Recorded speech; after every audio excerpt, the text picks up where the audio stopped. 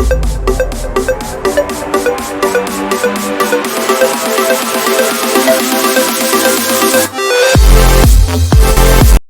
عليكم دلوقتي واشتركوا في القناة وفعلوا الجرس بس عشان نوصل 100,000 مشترك على اليوتيوب وعلى الانستجرام عشان القناة تكون القناة عمر اهلي 2 وعمر اهلي 3. خشوا في القناة والنهارده هنتكلم عن كذا بطولة النهارده في الفيديو. خشوا اتفرجوا على الفيديو وتعالى هنتكلم في الفيديو. 1 hour later. النهارده يا جماعة هنتكلم على 5 بطولات زي أول فيديو بتوقع على 5 بطولات إفريقية وعالمية وكأس العالم للأندية. طبعا كلنا عارفين بطولة كأس العالم ده حكيناها وحكينا كأس العالم فيفا مونديال 2026 وكلنا كده خلاص خلصنا البطولة دي. فاضي كام بطولة يا ربي؟ احسب معايا كده.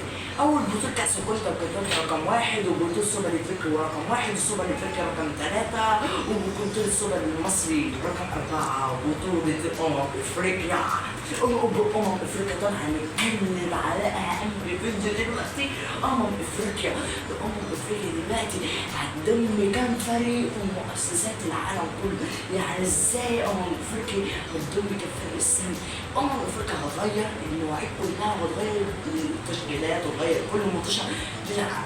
تعالوا لكم وأنا بتكلم ازاي. وبعدها هنعمل كل فيديوهاتنا اعجب فيديوهاتنا كلها في المصور ده بلال.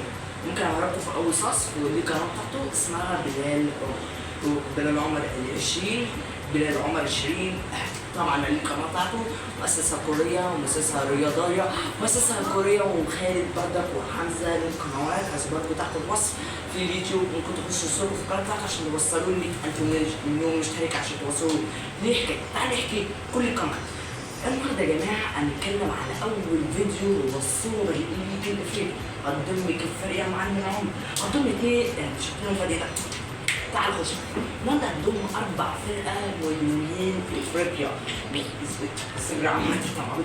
2 عربيين طبعا و2 اوروبيين. لا مش اوروبيين. 2 واحد في امريكا والتاني في اوروبا. صح ولا مش صح؟ ما مين اللي هيكسب البطوله دي؟ نادي ريال مدريد ولا النادي الاهلي؟ طبعا النادي الاهلي. هتقول ما نادي ريال مدريد. طبعا ريال مدريد طبعا يعني كبير بس ما كلش بيكسب بطولات يا ابني.